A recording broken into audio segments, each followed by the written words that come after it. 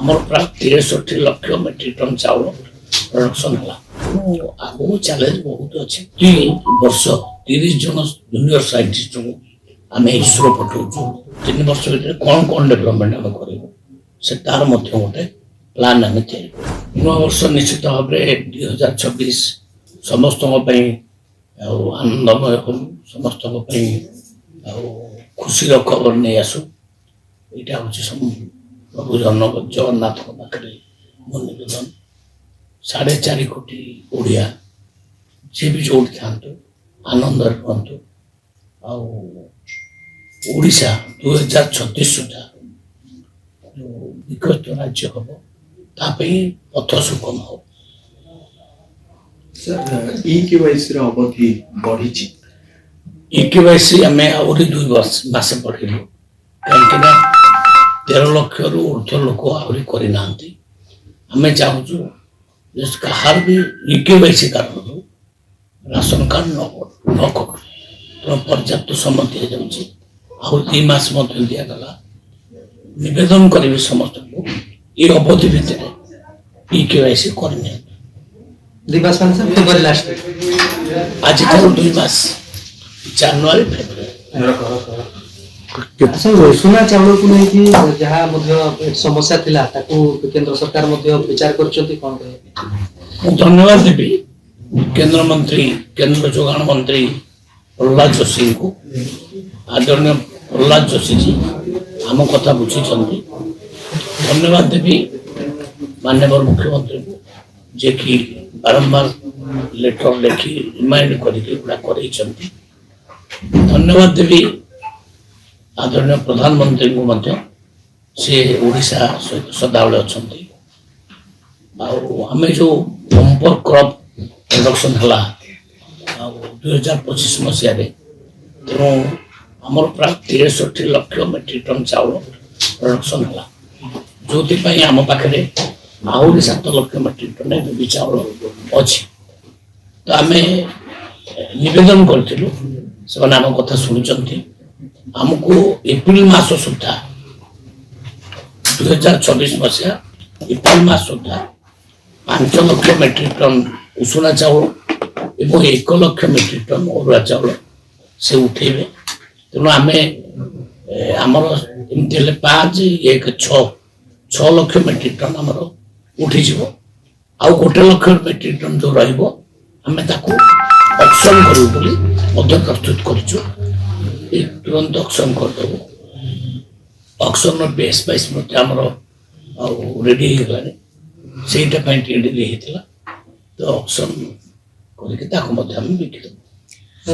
ଚଳିତ ବର୍ଷ ମଧ୍ୟ ଅନେକ ରିକ୍ରୁଟମେଣ୍ଟ ହବ କହୁଛି ଧାନ। ଚଳିତ ବର୍ଷ ସମସ୍ୟା ରହିବ ନାହିଁ ଏହା ନାଇଁ, କାମନା କରିବା ଆମେ ନିଶ୍ଚିତ ଭାବରେ ଏଫସିଆଇ ଏବଂ କେନ୍ଦ୍ର ସରକାର ସମସ୍ତଙ୍କୁ ସହଯୋଗ ନେଉଛୁ ଏବଂ ମୁଁ ଭାବୁଛି ଚଳିତ ମାସ ମଧ୍ୟ ରହିବ ନାହିଁ। ଆମର ପ୍ରଡକ୍ସନ ଆମେ ଧରିନିଅନ୍ତୁ 28 ଲକ୍ଷ ମେଟ୍ରିକ ଟନ୍ ଆମ ନିଜର ୟୁଜ୍ ହେଉଛି। ଇଟିଏସ୍ ଚାଉଳ ହଉ ବା ସ୍କୁଲ ଅନ୍ୟାନ୍ୟ ଆଉ ସବୁ ଜିନିଷରେ 28 ଲକ୍ଷ ମେଟ୍ରିକ ଟନ୍, ଆଉ ଆରାଉଣ୍ଡ 28 ଲକ୍ଷ ମେଟ୍ରିକ ଟନ୍ ଚାଉଳ କେନ୍ଦ୍ର ନେଉଛି। ଏମିତିକି 56 ଲକ୍ଷ ମେଟ୍ରିକ ଟନ୍ ଆମର ଯାଉଛି। ଯଦି କିଛି ବଳିବ ତାକୁ ଅକ୍ସନ ପ୍ରକ୍ରିୟାରେ ମଧ୍ୟ ବାରମ୍ବାର କହିଛି ଆମେ ତାକୁ ରଖିବୁ, ମାନେ ଛାଡ଼ିଦେବୁ। କୌଣସି ପ୍ରକାର ଅସୁବିଧା ହେବ ନାହିଁ। ଆଉ ଆମେ ଏବେ 10 ଲକ୍ଷ ମେଟ୍ରିକ ଟନ୍ ଗୋଦାମ ବି ମଧ୍ୟ ତିଆରି କରିବାକୁ ଲାଗିଛୁ। ତା ପାଇଁ ଜାଗା ଫାଗା ରେଡି ହେଇସାରିଲାଣି। 1 ବର୍ଷ ଭିତରେ ମତେ ଲାଗୁଛି ଗୋଦାମ ମଧ୍ୟ ପ୍ରସ୍ତୁତ ହେଇଯିବ, ତେଣୁ ପ୍ରୋବ୍ଲେମ ରହିବ ନାହିଁ। ସେ 2026 ପାଇଁ କ'ଣ ଚ୍ୟାଲେଞ୍ଜ ରହିବ? 2026 ମସିହାରେ ସମସ୍ତ ଅନେକ ଚ୍ୟାଲେଞ୍ଜ ଅଛି। ସେ ଚ୍ୟାଲେଞ୍ଜକୁ ଆମେ ସ୍ୱୀକାର କରୁଛୁ। ଆମେ 2036 ମସିହା ସୁଦ୍ଧା ରାଜ୍ୟକୁ ବିକଶିତ ରାଜ୍ୟ କରିବା ପାଇଁ ଲକ୍ଷ୍ୟ ରଖିକି ଆମେ କାମ କରୁଛୁ। ସେ ଭିତରେ ସେଣ୍ଟର ଅଫ୍ ଏକ୍ସିଲେନ୍ସ ସେଗୁଡ଼ା କରିବୁ। ଅନେକ ଜିଲ୍ଲା ମାନଙ୍କରେ ଚାଉଳ ଏଟିଏମ୍ ଗୋଟିଏ କରୁଛୁ ଭୁବନେଶ୍ୱରରେ। ସବୁ ଜିଲ୍ଲା ମାନଙ୍କରେ କେମିତି ଚାଉଳ ଏଟିଏମ୍ ବି କରାଯିବ ସେ କଥା ମଧ୍ୟ ଆମେ ରଖିଛୁ ଲକ୍ଷ୍ୟ। ଏବଂ ଚାଉଳକୁ ମଧ୍ୟ ଏକ୍ସପୋର୍ଟ କରିବା ପାଇଁ ମଧ୍ୟ ଆମେ ଅନୁମତି ଦେଇଦେବୁ। ଯେଉଁ ବନ୍ଧୁମାନେ ଚାଉଳ ଏକ୍ସପୋର୍ଟ କରିବେ 1:1 ଧାନ ସେମାନେ ଆମଠୁ ନେବେ, ଏକ୍ସପୋର୍ଟ କରିବେ। ତାର ମଧ୍ୟ ପୁରା ଆଗରୁ ସେ ଫ୍ୟାସିଲିଟି ନଥିଲା, ଅବିକା ପୁରା ଫ୍ୟାସିଲିଟି ଦିଆଗଲା। ସେମାନେ ନିଜେ ମିଲିଂ କରିକିରି ନିଜେ ମାର୍କେଟରୁ ଚାଉଳ ଧାନ କିଣିପାରିବେ, ନିଜେ ମିଲିଂ କରିପାରିବେ, ନିଜେ ମଧ୍ୟ ବାହାର ଦେଶକୁ ବିକିପାରିବେ। ତ ଏଇ ଅନୁମତି ମଧ୍ୟ ଆମେ ଦେଇଦେଲୁ। ତେଣୁ ଆଗକୁ ଚ୍ୟାଲେଞ୍ଜ ବହୁତ ଅଛି। ଆଉ ସାଇନ୍ସ ଆଣ୍ଡ ଟେକ୍ନୋଲୋଜି ବିଭାଗର ମଧ୍ୟ କାମ ବହୁତ ତ୍ୱରାନ୍ୱିତ ଢଙ୍ଗରେ ଆମର ଚାଲିଛି। ପ୍ରତ୍ୟେକ ଜିଲ୍ଲା ମାନଙ୍କରେ ଗୋଟେ ଗୋଟେ ପ୍ରୋଜେକ୍ଟ ଆମେ କରିବୁ।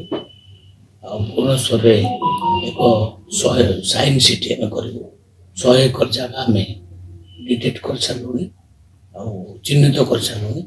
ସେଠି ଗୋଟେ ସାଇନ୍ସ ସିଟି ରିସେଣ୍ଟଲି ହେବ। ବାୟୋଟେକ୍ନୋଲୋଜି ପାଇଁ ମଧ୍ୟ ଆମେ ଜାଗା ମାଗିଛୁ। ସେଥିରେ ମଧ୍ୟ ବାୟୋଟେକ୍ନୋଲୋଜିକୁ ମଧ୍ୟ ଆମେ ଆଉ ନିଶ୍ଚିତ ଭାବରେ ବଢ଼େଇବୁ। ଆଉ ଡିପାର୍ଟମେଣ୍ଟ ଅଫ୍ ମ୍ୟାଥମେଟିକ୍ସ ଯେଉଁ ଅଛି ତାକୁ ମଧ୍ୟ ୟୁନିଭର୍ସିଟି ଆଗକୁ କରିବା ପାଇଁ ଯୋଜନା ଆମେ ରଖିଛୁ।